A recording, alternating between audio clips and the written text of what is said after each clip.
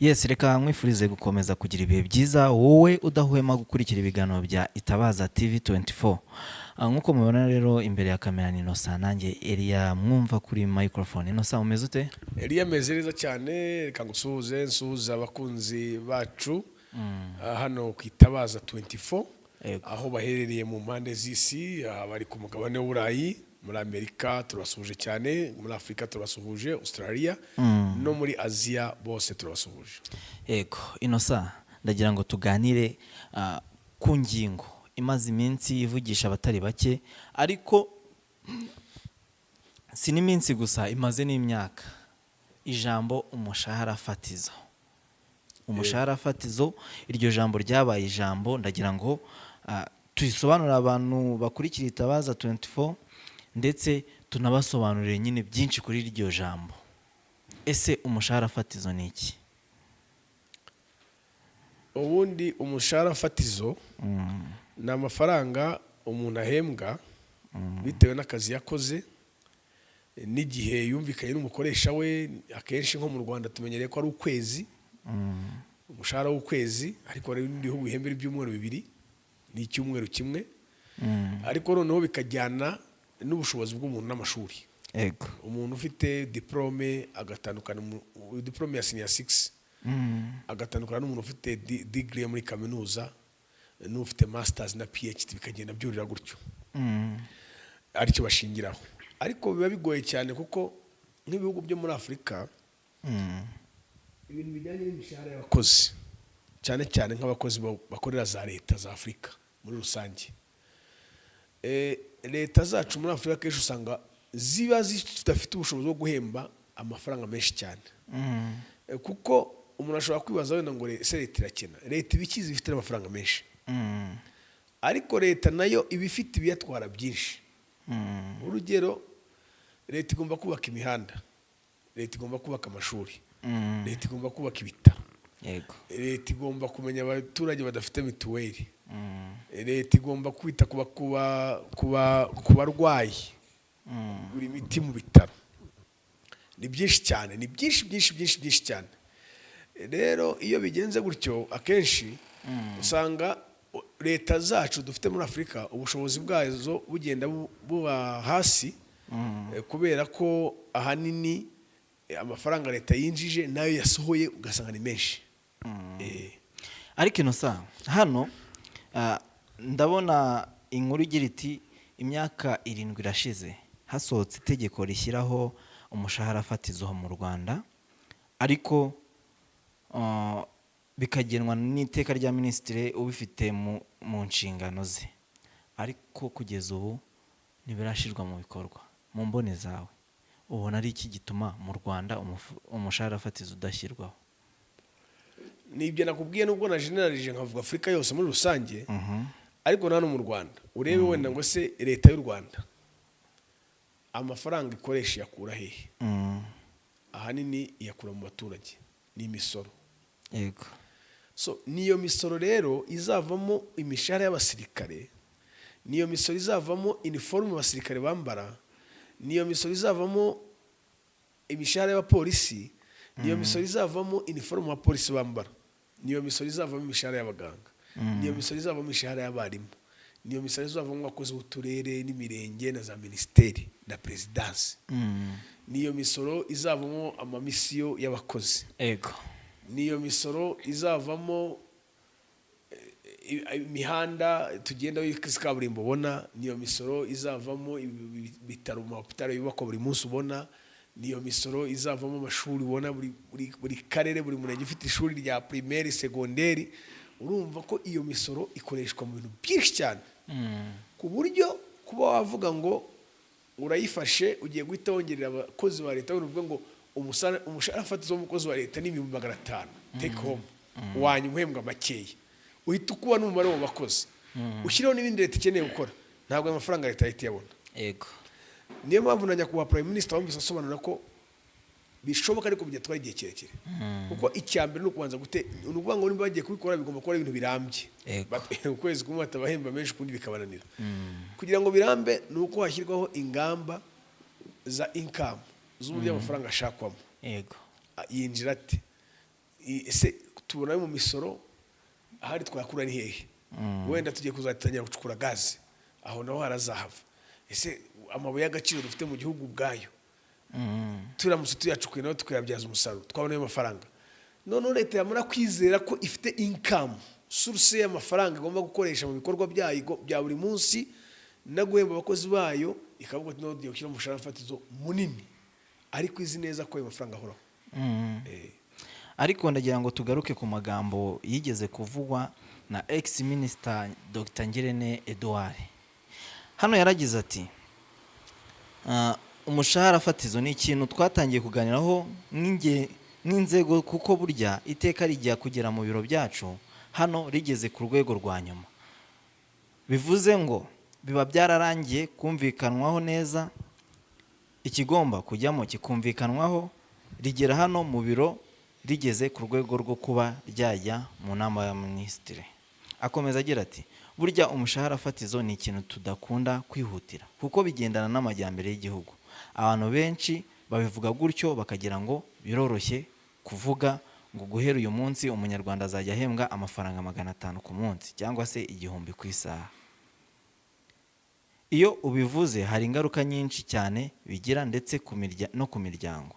Ubu rero ikiba gihari ni ukuvuga ngo tubishyizeho uyu munsi wenda guverinoma yo yabikora igahindura umushahara fatizo ku bakozi bayo, ariko se umuturage we ufite umukozi wo mu rugo azamuhemba ku ruhe rwego? Urumva ibyo Prime Minister yavuze bijyagura n'ibyo narivuze. Nukuvuga ngo iyo yavuze ngo iterambere amajyambere y'igihugu nuko ubushobozi igihugu gifite. Yego, ubushobozi igihugu gishobora kuba gifite n'amafaranga ariko atwarwa n'ibintu byinshi. Ziriya modoka za leta zose ubona zikenera essence, zikenera ama-PS, dukenera ibintu byinshi. Noneho leta ikagira icya ikavuga ngo ngiye gushyira abaturage banjye kuri bahe nkunganire. Nkunganire yihe? Ugasanga kuri essence hari amafaranga leta yongeyeho, subsidies ku ifumbire n'ibindi, nk'ubu kuri mazutu hariho nkunganire kugira ngo idahenda igatuma ibiribwa bihenda. Urabizi ibyo? yego, ayo yose ni amafaranga leta isohora. Niyo mpamvu rero kuvuga ngo abaturage bacu tuzabahemba aya ngaya ntibapfa gutinywa kubivuga batizeye neza aho amafaranga aturuka. Uri Dr. Frank Habineza yiyamamaza yijeje abaturage kuzashyiraho umushahara fatizo, ese birashoboka? Urumva iyo umuntu ari kwiyamamaza atanga manifesto ye, iyo ari manifesto ya Frank Habineza, wenda yari afite uburyo azabikora, kuko atavuze ko azabikora se. Ariko wenda afite, ariko iyo kwiyamamaza se yabaye umudepite niba atari umusenateri, saba afite uburyo yagira inama se leta ikabikora. Na leta ishobora no kumubaza ati se Habineza ko bavuze ko hazabujya umushahara fatizo, wari ufite gahunda wari kuzabigenza ute? Nibyo birashoboka. Ariko hari icyo bita amareshya mugene. A presidential candidate wese aba afite amareshya mugene kugira ngo abaturage bamwumve nyine bamutore. Ntabwo uzi ko ndira ngo ni Mpayimana Philippe yari yavuze ku bijyanye no kujya abaturage inyama, buri bazajya barya inyama buri munsi, sinibuka neza. So buri muntu kandida wese rero afite ibyo ari buvuge. Yego, ariko akenshi muri bihugu bya Afurika ni mu Rwanda nabonye abapolisi aho bagerageza. Iyo umupolisi yemeye umuhanda arawutanga, iyo perezida yemeye ibitaro barabibona abaturage ntibitinda pe. Ariko muri bihugu bindi, hari ibihugu nagiye mbamo, baravuga ngo tuzaba umuhanda, amatora akarangira akazagaruka aje kwiyamamaza gwa kabiri nanone akibabwira wa muhanda. Ndagira ngo hano twumva amagambo ya minisita uriho noneho ubu ngubu. Yego, asobanura ku kibazo cy'umushahara fatizo. Yego, tere kuri Gabriel avuga ati iby'umushahara fatizo bigeze he ko ibiciro bizamuka, abantu wenda imishahara yabo ntizamuke?